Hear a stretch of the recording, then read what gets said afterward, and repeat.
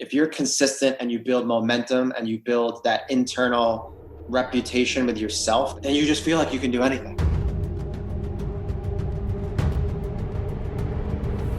You gotta pick yourself up, go backwards, and slam yourself at the wall like 500 more times until the wall crumbles. 25% of middle school girls already believe they'll never achieve their dream career. Hi, I'm Kara Goldin, founder and CEO of Hint. And you're listening to Unstoppable, a podcast spotlighting the journeys of inspiring entrepreneurs. I believe that at its core, leadership is about constantly learning from the people around you, and I'm so inspired by the conversations we're having in our upcoming episodes and can't wait to share them with you. This season, some of my guests include Rebecca Minkoff, fashion designer and founder of the Female Founder Collective, Diana Kapp, author of Girls Who Run the World, Andrew Dudham, founder of Hims, and Eugene Rem, co-founder of Rumble Fitness, and much, much more. Plus, we ask the million-dollar question, what does it really take to be unstoppable? Let's find out. Hi, everybody. It's Kara Goldin from Unstoppable, and I'm super excited to have Mark Mastrandrea here from Ikonick. Very, very, very excited to have you, Mark. How are you? Kara, we talked about it off camera. We just got to talk about it now. Guys, this is not how I normally look. I get a haircut every 7 days. It's been 42 days since I got a haircut or shave, so I look like a caveman. Oh, come on. I love it. Have you ever grown a beard? Usually, a little bit, not like this. I look crazy right No, you don't. You actually look good. You're enjoying it's the pandemic look, right? now. I am laser focused and I'm not concerned about that right now. So You're so funny. Okay, so just a little bit about Ikonick, just so you guys know. Mark and I actually met through social. I've admired his work for a while. We've chatted a little bit, but, I think what he's done is not only inspirational with lots of his work that you can see. Ikonick, by the way, if you guys want to look it up, is spelled Ikonick. We'll jump into sort of who Mark is and why he decided to start doing this. But yeah, let's go there. And then we may backtrack a little bit on this. So talk to me about sort of how did Ikonick start and sort of how did you get started in this whole business? first and foremost, you're the first person in any interview I've ever done that actually spelled out Ikonick. So kudos to you for that, because that's actually relevant. It's the same thing. Yeah. I say Mark Brazil. I say Mark with a K, Brazil with a Z. So I love that you did that. So let's start there. Yeah, one of the things that I definitely want to talk about is the importance of stories. So I'll kind of get into my story. And, I think curating and understanding how to communicate and tell your story is so important in short-term talking and long-term business and interviews like this. So my story is I came from Long Island. I grew up in an upper middle-class family, great loving parents, a sister a year older, big soccer player growing up. And I think the first kind of big moment in my life was going into my senior year in high school. I was a very decorated club soccer player. And for my high school team, I was not put on the list of players to watch. And I saw a lot of people on that list that I thought I was better than, but I had improved it. And that day, I vividly remember sitting at the breakfast table with my mom, eating my normal breakfast of an everything bagel and scrambled eggs. And that's the day I decided that I was going to go absolutely psycho and train like a madman. And I ran every single day, night, all summer through the season. And then that season, our team did the best that it had ever done. I made all county, tons of scholarships for soccer. I got offers. So that's kind of when I became a man and realized that, if I put, the real effort towards something, I can achieve anything I want in this world. So that was kind of like the big first step. And I went to the University of Delaware and I get to school and we're at freshman orientation and they're telling us, 3 strikes and you get kicked out of school. Noise violations, open container tickets. And I've always was a little mischievous and interesting, upbringing of all different types of people I grew up with. So I had a fake ID. No, I can't believe that. Mark. Yes, Jason Miller from Woodbury. He was a tall, skinny Persian boy. I played it off. I'm Brazilian. But yeah, my roommate had a car and he was on the football team. And I go down the hall to these 2 girls and they're like, can you get us alcohol? Because everybody was afraid to get alcohol. And they gave me $40. I go to the store and I discover an alcohol called Natural Ice. And for those of you out there that don't know about it, it's a $6 30-pack. So I go, I buy it, I go back to give them $34 and they say, keep it. And I go, thinking in my head. And I'm like, wow, I just made $34. And that's when it kind of rang in my head, like, wow, only an entrepreneur would think, boom, now I have a business, now let's attack. So then what I did is, it was the girls across the hall, then it was the whole first floor, the whole second floor, the whole entire building, the building next to me. And I basically took all of the risk to get the alcohol, and I just jacked the prices up 3-4x. I had like a mini menu, and I was making thousands of dollars as a 17 or 18-year-old. And I was calling my mom. She was shipping me my old soccer duffel bags. And I got to a point where I was on the top floor looking down at other people that were actually mitigating all of the risk for me. So I was just kind of the mastermind behind this alcohol ring. And eventually I almost got kicked off campus, and they threatened me, and I stopped. But that's when I became an entrepreneur. And then I did I was social chair, I had a clothing company, all like these little hustles. And then I would say, then I graduated school, and my best friend was living in California, and he was working for an eco-friendly, energy efficient lighting company. And this is when eco-friendly, remember, it was like really big, like 10 years ago. And I always did really bad in school. I had a 2.1 GPA. I was there for 5 years. And he's like, we need someone that's LEED certified. It's leadership in energy and environmental design. And I knew nothing about this. It was like irrigation systems and all of these building things. And I don't even know how to build a desk from IKEA. I'm an idiot at that stuff. So I'm like, hey, I'm going to test myself. I'm going to study for this test and pass it. So I study for months. I fail. You have to wait 2 more months to take it. I study again, and then I fail. Then I wait another 2 months, and then I finally pass. So I take probably 10, 11 months of my life to pass this test. Moved to California at that point with no money. I move, I sign the paperwork, I sign my lease. A week later, I get laid off. The guy just comes up to me and he's like, I don't need you. And that was my first taste of, working for someone. I never worked for anyone. And, at that point I was a much different human. I felt bad for myself, but ultimately it's all on you. So I was really, really stuck. I had no money. I go on Craigslist and I start selling door to door energy efficient windows and coating. So I'm literally 0 salary, 100% commission. I'm driving from Beverly Hills to Compton to the Inland Empire. I'm driving 200, 300 miles a day. And there'd be days where people wouldn't even answer the door.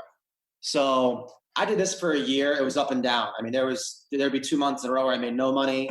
There'd be a month where I made $10,000.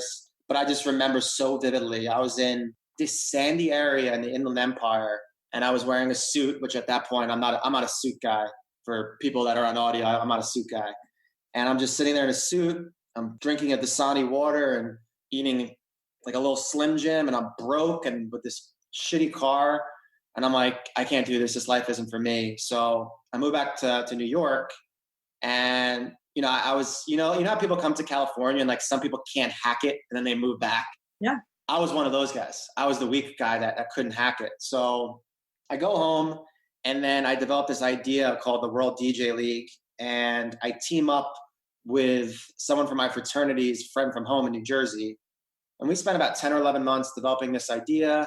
And long story short, we raised $500,000 on an LOI. For those listening, it's a letter of intent. It's a commitment to put in money based on something else happening. And long story short, my partner went to Colorado for the weekend, and I get a call on Monday that he passed away. So now, and the money was through his father's friend, who he came from a wealthy family. So now, again, I'm living at home. I have no money. The $500,000 goes away, and just in a really bad spot again. And then finally, I lead into a couple other projects in my mid-20s. I was CMO of this hat company called Melon. It's a luxury hat company. We lived on a tour bus for 4 months, 42 states, 175 retailers. We ended up raising money. And I was in Boston in this shop called Laced. And I saw a picture, a cool drawing, and the artist was in there. His name was TJ Bransfield. And I was always into like aesthetic. I'm into fashion. And we just hit it off. And eventually he was like, oh, I want to do paintings and art. And at that point, I'm literally just at my friend's house. Rob Kardashian's there. And I was like, yo, you want a piece from this kid? And he's like, yeah. He did a piece. I gave it to him. He posted. He got all these emails. And then he didn't know how to sell anything. So at that point, I was, a good salesman, a good marketer through my door-to-door sales and such. And yeah, I just sold a piece of art. for $1,000. And I was like, okay, I'm an art dealer now. And, I ended up managing him up until about a year and a half ago. And his pieces, up to $20,000, Kevin Hart, Snoop Dogg, Meghan Trainor, Scott Disick, all these celebrities through a lot of my celebrity contacts. And it was early 2016, I realized that everybody that emailed me couldn't afford the art. And I pride myself on being, a good salesman. And I had to individually sell every piece of art. I mean, someone is not buying a $5,000 piece of art. You need to sell them. So I dropped a limited time print, not limited unit, limited time, so that we didn't limit our upside. And we made $21,000 in 2 days. So I was like, amazing. Wow, there's a hole in the price point art market. And at that point, I was part of Melon, and my graphic designer at the time, Jeff Cole, he's at Cole on Instagram with a C. And this kid was literally the hungriest, most talented, most creative kid I'd ever met. And for some odd reason, he just always never got the fair shake. He was always, either no equity or very small amount, low pay. And at that point, I owned big Instagram accounts. And we started talking, and we were actually living together at that point. And I was like, yo, man, let's just start drop shipping art. And he's like, yeah. He's like, I see on Instagram, there's all these motivational quotes, and there's photography and these memes. Like, let's make affordable art. We'll drop ship it, and I'll do all of these kind of topics. We did that. And this was in 2016, making $1,000 here and there. And then in 2017, on February 27th, my life changed. I went from Squarespace to Shopify. And then on March 1st, we started doing ads. In March, we did 6 figures, and we went on a 13-month run of going up in revenue. We did the first 3 or 4 million part-time from 5 a.m. to 8 a.m. and then 5:30, 6 p.m. until we literally our eyes shut. It was literally the craziest roller coaster ride you can ever imagine. It was myself, Jeff. We had one guy buying media, and then his 16-year-old brother, who was a sneakerhead. We were bartering sneakers and paying him per order to process. It was so crazy because we'd have hundreds of orders, and Jeff was the artist, and then I was the whole business. And for people listening, I think any businessman, before you become, a specialist, you really need to become a generalist. You need to understand everything that's going on in your company. I dealt with the first 4,500 orders. I was our customer service. So I knew every single question, every single rebuttal, all the sizes. Oh, how long does it take to ship here? Oh, do you ship here? What's the difference between standard and gallery route? Everything. I knew everything. And it was so wild. I mean, we would play a game where we'd go back and forth we didn't even have a production partner yet. So we'd have to upload the art through a third-party site, and me and him would have a stopwatch, and we'd play games on who could upload quicker. And like I would do 100, he would do 100, and then like we'd argue like, damn, man, I really don't want to do this. Like, can you just take the shift tonight? And we did that, and it was so crazy. We were like 2 weeks behind on orders, and me, I'm very aggressive. I'm not a conservative guy. So I kept telling Jeff, I'm like, Jeff, we had another job. There was one more company after Melon. I was like, man, we got to leave. Like, let's do this, man. Like, what the hell? And he's very conservative. So eventually, I got him to leave. Once we were very heavy on like 1 or 2 SKUs, 1 or 2 pieces of art for people listening. And then once our sales started kind of going into more SKUs, kind of mitigating our risk and seeing it was a real company, I got him to commit to quitting. And then the beginning of our company was it was so savage. I mean, we were literally, we're still crazy savage, but we were working like 18, 20-hour days and just going crazy. Yeah. And then eventually, we met Gary and Scooter. We partnered with them, and we got some licenses, and then it was just off to the races. That's amazing.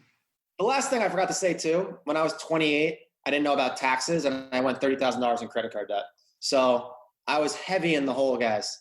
I'm talking about 0, 0, 0, partner died, left for shit, fired, -30 in the hole. I'm 34 years old now. I didn't catch my break until I was, 30. Wow, that's amazing. So what were those 2 motivational quotes that people were really wanting? Like, what were the things that really launched you guys? Everything was motivation based. It was so crazy because the best thing about our company, it's so authentic to us that like we did a piece. I remember us working, and we had The Social Network in the background, the movie The Social Network, and Justin Timberlake made that line, $1 million isn't cool. You know what's cool? $1 billion. And then boom, we took that quote and we put it on a piece. Like that was a piece that crushed it in the beginning. So it was just like me and him, our DNA was so authentic to motivation and inspiration and grinding that it was literally my favorite quotes, his favorite quotes, stuff we'd see, we'd remake it with obviously our own aesthetic, lines that we randomly heard from movies, and then we'd remix it. So it's always been motivation. We've tried getting into other pockets, like abstract art, and it never does as well. It's, we've kind of, over the years, we've really narrowed our focus. We're not an art company. We're inspiring and motivating through storytelling. It's not even about art. We're about to do other product categories. It's just about the motivation and the inspiration. And that's the persona that we do really well with. And that person doesn't want abstract art. They want motivation. So it has and always will be motivation. Yeah. And I think the way that you do it, the way that you couple it with art is just cool too. There's some other companies out there that, that are prints, right? Where they like take these motivational, they'll take somebody's, I don't know, that quote, but I feel like the stuff that you're doing too is finding these quotes too that are, some of them are sort of well known, but others aren't. I mean, that's what's pretty cool and inspiring hope, right? Like that's really what you're doing. And, we're actually recording this during the whole COVID-19 pandemic. And I mean, what are sort of your learnings through this period of time? I mean, what are people really focusing on at the moment? Well, they actually just came out with a report. There's a couple of reports, like the Mary Meeker report, another one I read, and home decor is up in total. And then obviously, motivation is, in a time like this, people need motivation. So we are so blessed that we are doing well right now in this time. But for me, it's not even really about business this time. For me, it's just about, business is ultimately just a bunch of people doing a bunch of things. And I think it's really about my team as individuals, really just, taking time away and, a lot of reflection, a lot of clarity, finding out who they care about in life, the people, what they want in life. And I just feel like every single person on my team right now is just ultimately advancing as a human and really finding out who and what they want to be. And that for me has been like the most fulfilling thing. I'm talking to way less people right now, and I'm really seeing who's important to me. I'm talking to my family a lot. Everybody on my team, we're waking up early. Everybody's, eating well. We all are, everyone has like a very similar core DNA in our team. So for me, COVID is just more about clarity and just finding yourself. And for me, it sounds so crazy, and I don't want to offend anybody because a lot of people are going through a lot of times, but the last 45 days for me has been one of the most impactful periods of my whole entire life as a human. And I think the same could be said by a lot of people on my team. So for anybody out there that's going through the bad, the good, whatever it is, I just challenge you to really take the time to find yourself and what you want, and who makes you happy, what makes you happy, because all we got right now is time. So digital, I mean, I think it's not just about you having a great product. I also think it's how you get it out there. How do you build your audiences? And like, who taught you that? Like, what was sort of the key?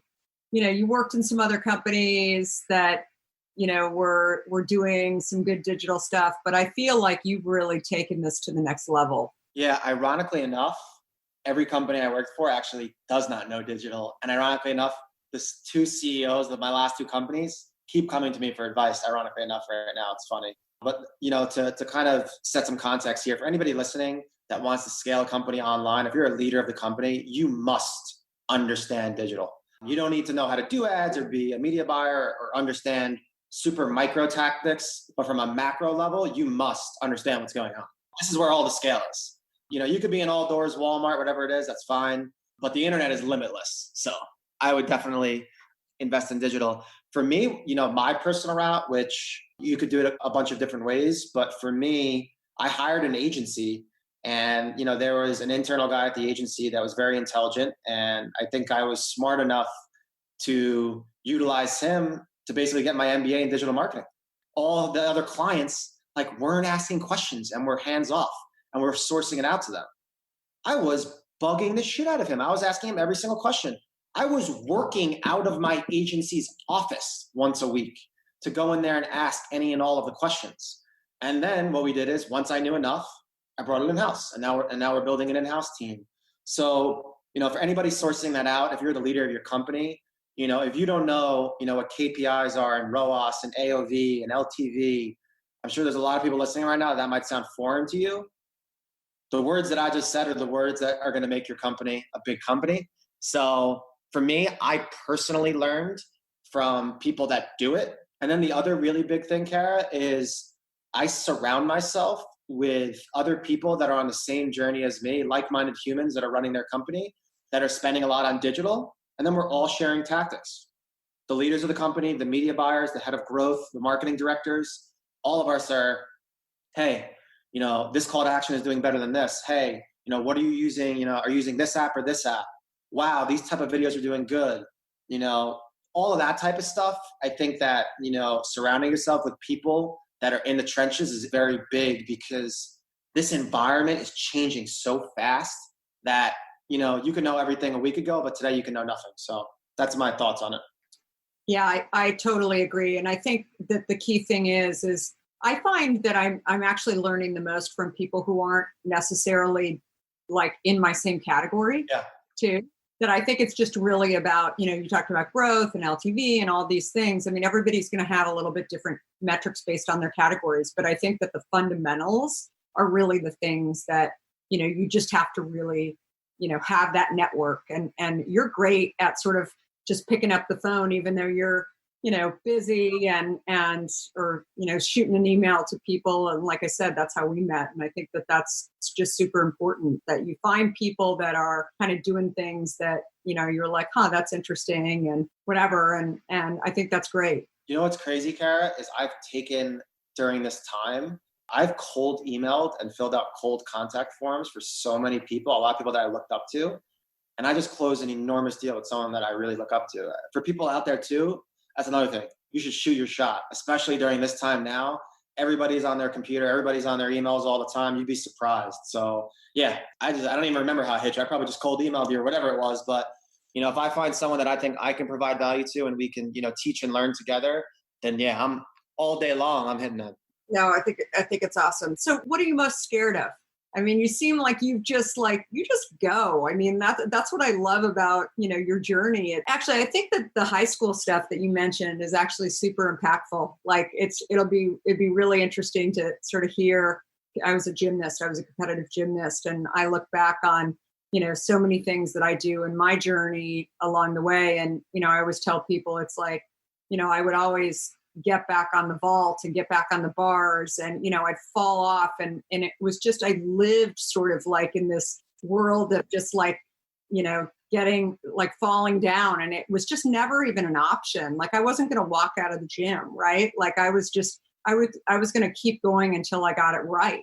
And I think like that's kind of what you did, right? Like talking about the soccer. I mean, like people say to me all the time, like I have this story where a Coke executive told me that Hint was a terrible idea. And I have entrepreneurs when I'm out speaking say to me all the time, or executives say to me all the time, like, but why didn't you listen? Like, why didn't you, like when the big Coke exec running, this multi-billion-dollar company said to you, little, entrepreneur wannabe startup, like I got this water company. Why didn't you just like say, oh, I better just like, just close it down or not start it or whatever. And, I always say like, because I had this idea in my head and I was just going to play it through. And if nothing else, it was going to be a good story, right? Like I just felt like, why not try? And I feel like there's a lot of that in you. Like you probably are scared of things, but it doesn't sound like you really fear like failure. I say it all the time that winners win and losers lose all the time. And you're just the winner, but it's, you built up confidence through, I guess, gymnastics. And I think it's just in people's DNA. So it's funny you say that. But as far as things that I'm scared about, you're spot on with what you said. I'm a guy that prepares. So when you prepare, you don't really scared of really anything. I'm not really scared of much. I think for me, I'm 34 years old now. So as I've gotten older, I'm focusing on health a lot more, because I think that for me, one of my strengths is my psychotic energy, and I can outwork people. I can outlast people. And, as you get older, things happen. So I think for me lately, I've really been investing in my health. That's the biggest thing for me, is just slowing down. But as far as from a business perspective, obviously outside competitors can come in, certain distribution channels, the cost to acquire a customer can go up. But a quote that I really love from this guy called Naval is escape competition through authenticity. If you're your true authentic self and you're building your own story, then there's no competition because no one could be a better you than you. And we've done that. Myself and my business partner, Jeff, we are only doing projects that are authentic to us and stuff that we like. That's it. We're only doing stuff with people we know and we like. And, as we get older, I would assume our taste is going to mature. It has matured. So we're just going to build through the brand, and hopefully our tribe and our customers are going to build with us. So it sounds like borderline arrogant, but I'm really not scared of almost anything because we're just doing what we're doing. And it's really that simple. And, if you find something you're passionate about and you're authentic to the brand, then you're really not going to be worried. So that's my answer. It sounds a little crazy, but there you go. No, I think you're spot on. I mean, I think I told you I have a book coming out in October, and I actually turned in my manuscript is going to print on Monday. So I turned it in last night. 3 years in the works. It was crazy. Yeah, no, so happy. It's called Undaunted. Very, very excited about it. It'll be out in October. But I talk about this in one of the chapters. I remember the first time that somebody came out with a knockoff product of us, and it was Coca-Cola. And they came out with a Dasani flavored water with, no sweeteners in it. I remember thinking, like, I have a chart. I have, over the last 15 years where, I sort of talk about low points in the business. And that was definitely a low point. I thought, I'm dead, right? Like they have so much money. They have so many trucks. Like they have so much distribution. I'm dead. And what was interesting is we were in Target in a really small way. And this was almost, I think it was probably 11 years ago. We were in Target in a small way. And the buyer called us from Target and said, you're out, Coke is coming in and they're going to have Dasani flavored water. And, it was a really bad day. And Coke came in there with the Dasani. They got, beautiful space, and they really just took us out. A couple months later, the Target buyer calls us and she's like, yeah, Coke just decided that they don't want to do it anymore, that they don't want, Dasani is just taking too much energy out of them. And they just figured they'll just put, other stuff in that space. But we told them that we really have a customer that really wants this. So we want you back in, but we want to know if we can expand your space. So they expanded our space because of a competitor coming in and trying to do this. So Coke has now knocked us off 6 times. 6 times. And every time they do it, we place bets around the office trying to figure out where we're going to gain new distribution. Because it happens every time. We have a moment where there's some disruption, stuff that we don't like.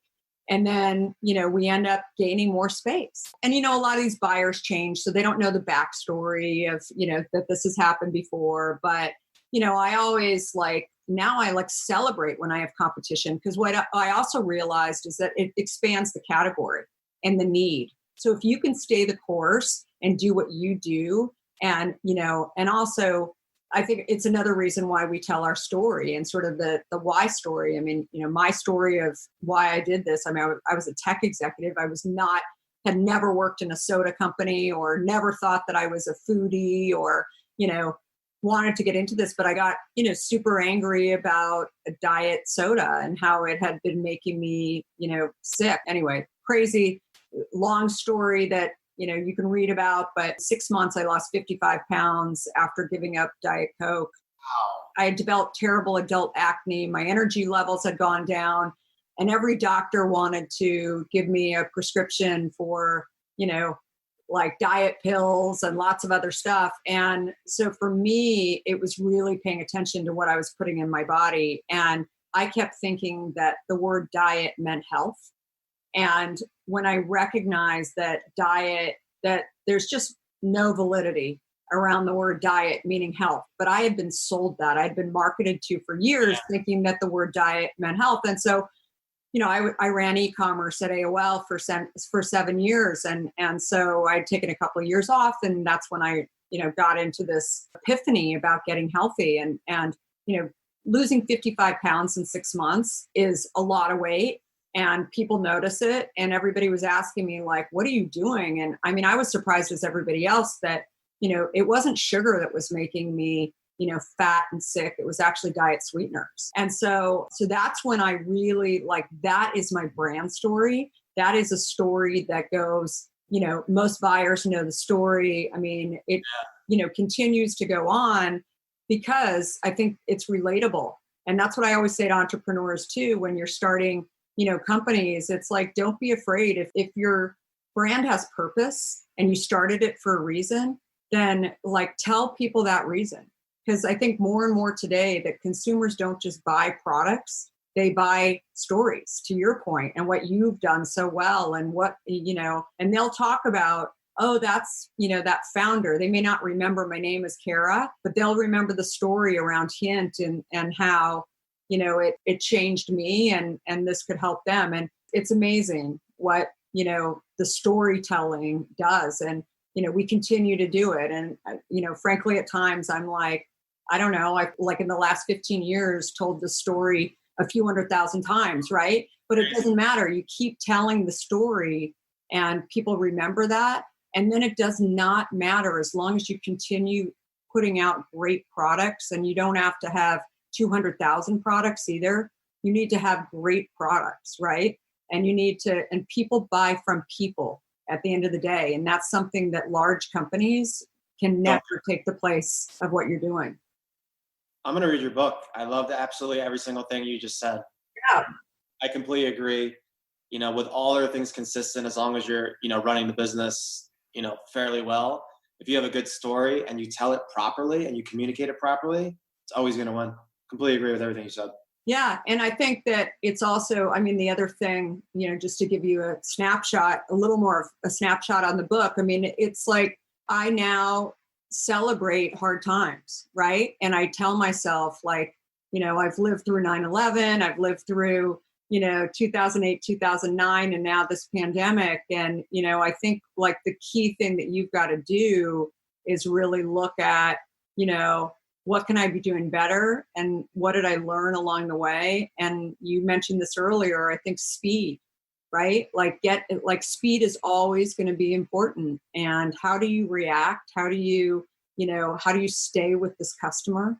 All of these things are just absolutely critical. And so our business is, one of the smartest things that we did. And, I love my investors, but I had investors fighting me along the way when we were doing this. We started our, direct to consumer business way earlier than other, beverage companies. And we started with Amazon, and then Amazon wasn't going to give us data. And so then we decided to launch our own site and do everything on our site. And today, before COVID, it was 40% of our overall revenue was on drinkhint.com. And after, as of now, our direct to consumer is up 100% over plan right now for the year. And our Amazon, we're now, if you go on Amazon grocery, we're number 20 in Amazon grocery for all products. It's on fire. And so I think that's the thing that, underdogs can win. You have to stay the course and you have to do things really right. You mentioned, understand the digital side of it, understand the growth.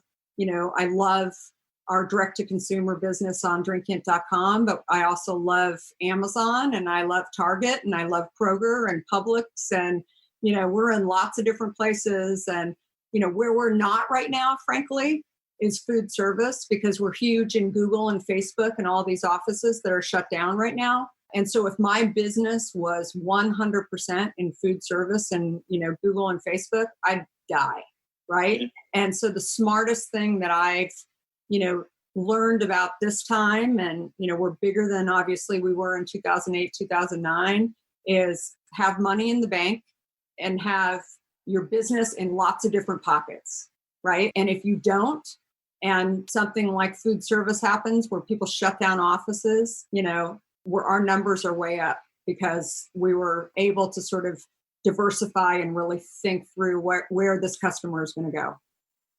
Kara, I absolutely agree with every single thing you just said. I could not have said it any better. And ironically enough, we just hired our head of growth. And, one of the main initiatives is to start, spreading out our spend. I mean, a lot of people are spending almost all their paid acquisition on Facebook. Yeah. And, I remember before Black Friday, I finally was going to spend some time with my family. I'm home for the holidays and our ad account gets shut down. And I mean, you're talking about hundreds of thousands of dollars on the line. So obviously I did not see my family. I was going absolutely nuts. So for all the entrepreneurs out there, I think, diversifying your paid acquisition is huge. I think offline versus online. I think online is way more important than offline. But if you're just offline, get online just like you did. Totally. Yeah. My favorite thing that you said was just, when the competition comes in or something shitty happens, it's the same way. You have the entrepreneur disease. So do I. It's like when that happens, you just love it because you just know something good is going to come out of it and you're going to learn and you're not going to make the same mistake twice. So there's always a silver lining in everything.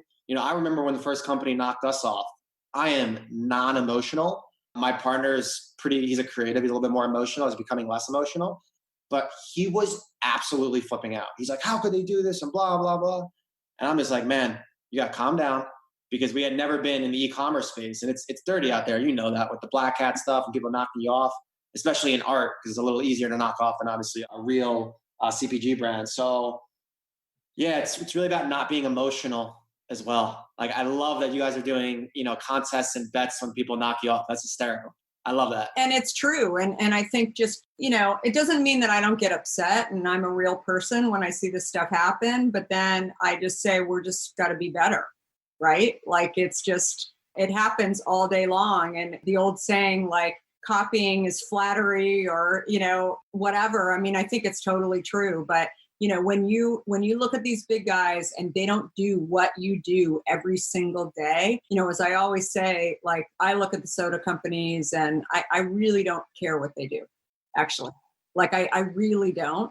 And that sounds really funny to people. I mean, we've had investors who haven't wanted to invest in us because they're like, well, you should care. And I'm like, I actually don't, because at the end of the day, they're a public company that cares about sugar and that is their driver, and I think it's, the same. You can find that person in every single category that maybe you fear that you think is like, if they were to launch a company, they would kill me. They would have more money. They would be this, they would be this. But if you think about their company and what ultimately drives them, then, and if this is just like, we've got to go get them really quick and annoy them so that they don't get any bigger, that's not a strategy. That's not a strategy to win.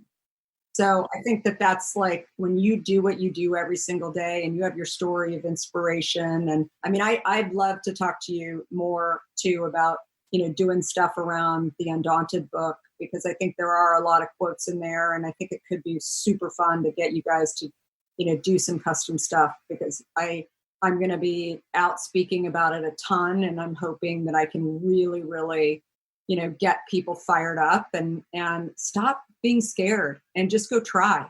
Right. And just like do what you do every single day. And those are the winners. So. Oh, Kara, we are definitely working together on something. I'm absolutely loving everything you're saying. Again, every single thing you're saying, I'm in complete agreement with. I study all of the top entrepreneurs. Like I'm a hoarder of information from podcasts and interviews and such. And Jeff Bezos' line is, focus on your customers, not your competition. That's something that I completely agree on. I call every single day, Kara, every single day, every single customer that spends over $1,000. I've done that since the day our company started. I will never stop doing that. And I'm even in the DMs talking to people all the time. You are. I just recently hired a head of community to handle all of that. But I mean, for people listening, we have a fairly sizable company and we don't have titles at our company, but for all intents and purposes, like, CEO, co-CEO I am. And I was running the social media until very recently. By social media, I mean just Instagram, not the other stuff. So I think understanding, knowing, providing value and talking to your customers is all the answers lie with your customers, and people are so asleep on that. Yeah. I mean, I don't mind telling people that cheat code that I just gave because people are just too lazy and don't do it. But if you're listening right now, I challenge you to call your last 5 customers. say, hey, what's up? It's, Mark, the co-founder of Ikonick. Thank you for ordering. How'd you find us? What do you like? What don't you like? Start a conversation. You do that. If you want to talk about the cost to acquire a customer, if you just focus on calling customers, I guarantee you your cost to acquire a customer is way lower doing that than what you're going to spend on an ad. I would bet that till the end of time. So that's something that we've done since the day we started that company. And that's just like super authentic to who I am. It's just like, I like talking to people. I like inspiring people and motivating people. So for me, it's fun. Like my business partner who's not here and he's in the other room, like he thinks I'm psycho because like I'm just on the phone like all day with customers often. The effect that you have on those customers, you know what? They'll go tell people that they know that you did that. They know who you are then. And it's like, and it happens over and over again. And I think like that, it's just so key. So really, really smart. And, I think just tagging on to that, I mean, the other thing is no matter how big you get, I mean, our company, we have 200 people in our company now and, fast growth company and going well. But I think that, the thing that I've seen is, you should be able to do every one of these roles in the company too, that I always tell, people. So I grew up in e-commerce and was there for 7 years. But, even when I started Hint, I felt like I didn't really know all the tools. I sort of knew Facebook a little bit, but, I didn't really, I knew what lifetime value was. I knew what all of these things were, but I didn't really know all the tools. And so I've really focused throughout to be able to sit down and understand. And I'm also a huge believer that I won't hire somebody in the company unless they know something that I don't. Right. So I'm always hiring people who are, I always say way smarter. I push on managers in my company. I'm like, what do they know that you don't know? Because I said that they're going to make you want to stay here because they're going to educate you. Otherwise, you're going to get bored. If you're sitting here teaching constantly and you don't hire people who don't know something that you don't, then you're just going to be bored. So, I mean, that's another thing that I'm seeing, you're hiring people that are, helping you to kind of get to the next level. And it's just another way of saying that they're going to teach you and they're going to keep you engaged and help you grow. So I agree with that too. I always say, if you're not learning, leave. And then the other thing is I think every person in every role should be doing both. Everybody should be teaching and everybody should be learning. So it should go both ways in every single role in every part of the company. And I have that. So I'm starting to hire now, real killers. I love it. And they're just talking, and they're not talking down to me, but they're just saying stuff that I don't know. And I'm like, I love it. Yeah. I love it. Tell me more. So yeah, I love that. It's great hiring really smart people. And, and honestly, when they end up, going on to bigger and better things too, that you actually know what's going on. Right? As a leader of the company, I think that's another thing. It's it's such an important piece of it. So, well, this is awesome. This is so great. I just have 2 other really quick questions. So what's your favorite hint? So I'm drinking the Clementine right now. I actually, ironically enough that you just said Clementine. Clementine is my favorite because in Brazil, I'm a big Clementine guy. So Clementine is my favorite. That's awesome. I love this one too. It's awesome. So, and what makes you unstoppable? I mean, you've talked a little bit about this, but I think everybody, the podcast is called Unstoppable with Kara Goldin. I meant to also say that I know a couple of your investors, you've got Gary Vee and Scooter and lots of, unbelievable people backing you and believing in you. That's super great. But what makes you unstoppable? I think it's my daily routine. I think it's my daily routine and my consistency and my preparation and all of those things. If you're consistent and you build momentum and you build that internal reputation with yourself that you can do anything, then you just feel like you can do anything. Yeah, that's awesome. I'm waking up earlier before I would guarantee almost any and all of my competition. So just that gives me the mental edge. And then this is a big thing that Gary says all the time, and I'm in complete agreement. My family, anybody in my immediate circle, they make fun of me, is I have a intellect level of a kindergartner in 97% of the things in this world. I'm half an idiot on directions, geography. I don't know how to ride a bike. I'm so weird. I don't know so many things. But the things that I do know are the only things that I talk about. And those things I'm supremely confident I can destroy almost anybody at. So I think I'm unstoppable because I'm prepared and I'm consistently investing in getting better at what I'm passionate about. So I don't know. That's a long-winded answer, but that's my answer. No, I love it. And you're interesting and you own things that you know how to do and don't do, which is also amazing. I love it. I love it. Well, this is great. Where do people find you, Mark? So my Instagram is Mark Brazil, Mark with a K, Brazil with a Z. Ikonick is Ikonick. For people hungry for knowledge out there, we just started a text group. It's in my Mark Brazil Instagram. It's literally me just sending out links of podcasts, books, and YouTubes that I love, just curated by me a couple times a week. I just started. I think you'll love it. And then, yeah, I can't say enough about how, again, you don't need any compliments, but how I just love everything that you're saying and how impressed I am with everything. And quite frankly, I only knew your brand from the drink, and the drink is good. But now that I know more about you and I look forward to getting to know you more, it's super impressive. And I'm excited to help you with the book too, because I think that you got a great story and the book's going to kill it. So thank you. Awesome. Thank you. I'm excited. Well, this is great. Everybody take a look at Ikonick, reach out to Mark, and this is awesome. Thanks, everyone.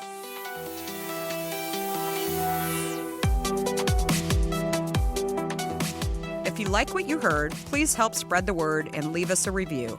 You can also follow along with me on Facebook, Instagram, Twitter, and LinkedIn at Kara Goldin. Do you have a question for me or want to nominate an innovator to spotlight? Please talk to me at Kara Goldin on Twitter. Thanks so much for listening. Until next time, be unstoppable.